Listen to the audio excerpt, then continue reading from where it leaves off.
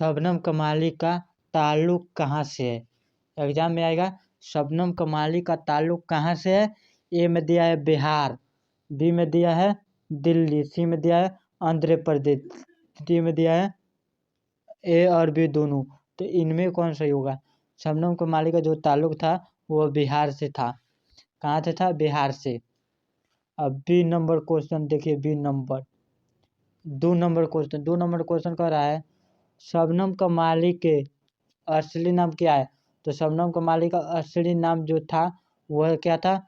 मुस्तफा रज्जा, यानी कौन सी नंबर सही होगा? सी मुस्तफा रज्जा।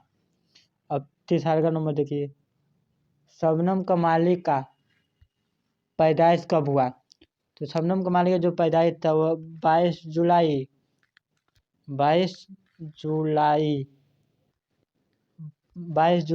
1938 को 1938 को हुआ था। शबनम कमाली का जो पैदाइश था 22 जुलाई 1938 को हुआ था। ठीक। शबनम कमाली के पैदाइश कहाँ हुआ था? शबनम कमाली के पैदाइश कहाँ हुआ था?